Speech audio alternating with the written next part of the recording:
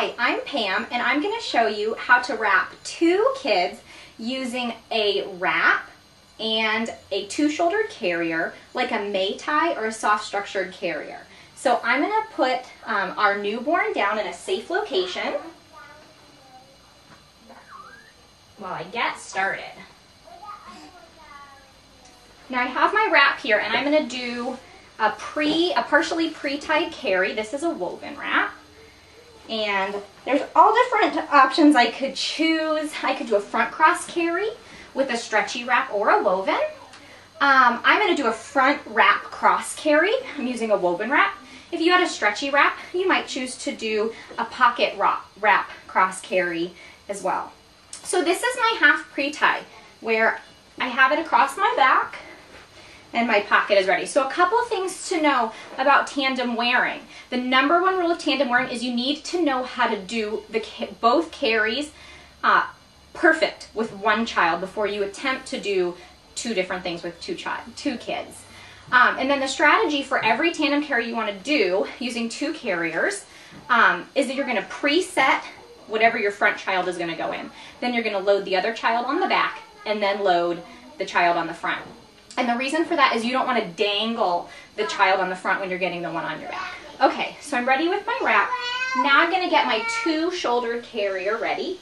I could do this with a buckle carrier, but I've decided I'm going to use a Mei Tai. So I'm going to get this ready. As you'll notice, I'm not really getting into the details of how to use each one of these carriers because of that cardinal rule of tandem wearing, where you need to have these skills down before you even attempt it with 2 kids. Okay, so Abby, come on over. I'm going to put you on my back. So I'm going to scoot you over like this.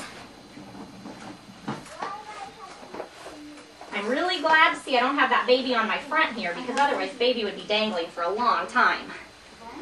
And I'm going to get Abby here nice and secure in our Mei Tai. Okay, what's up nice and high on your back, I think. Let's check her seat just one more time. I want everything perfect, so we're not adjusting once I'm getting our little tiny baby up. Okay, so she's good there. I have to be aware of these straps, but everything's going okay. And I'm going to secure my Mei Tai. And now I'm going to get ready for my other child. And let me get my necklace out of the way here. Okay. Make sure my pocket is totally free so that I'm going to be able to adjust things very easily for our itty bitty newborn babe. Okay, sleepy girl. I'm going to pick you up. Yeah. She's sleepy girl.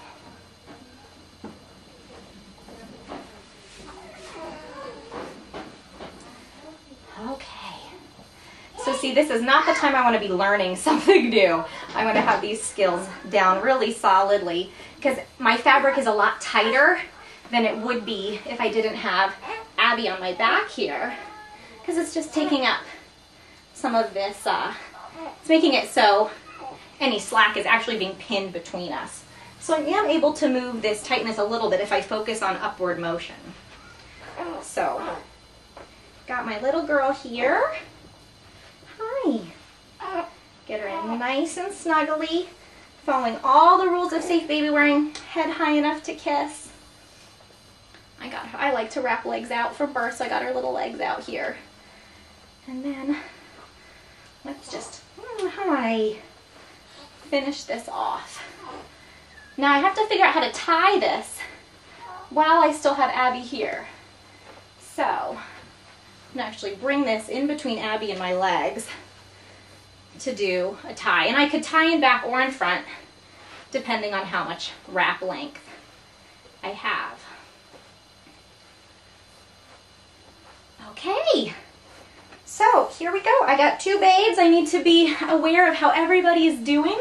As you notice, it's going to be really hard for me to get Abby off if she wanted to get down first right away. So that's something else to consider with this. So what I'm actually going to do is I'm going to get our newborn off first. And then get Abby off. Another benefit to this is that I don't want to be ever leaning over and dangling this precious little one while focusing on the toddler, because that's a lot on a little baby's body.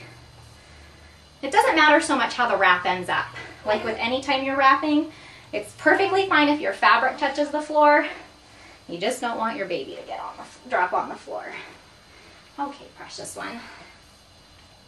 There you go. Okay, and now I can get Abby down. So, one trick to keep in mind, if it's possible, depending on how you've done all your combinations of stuff, to get your toddler off, what you're gonna wanna do, if your baby's there to not dangle, is have a chair ready and accessible. Or with an older kid, you can kind of just slide them down the back of your body so that you're not having to hip scoot with a little baby on you. So Abby, I'm gonna just slide you right down, and you are off. Thank you so much.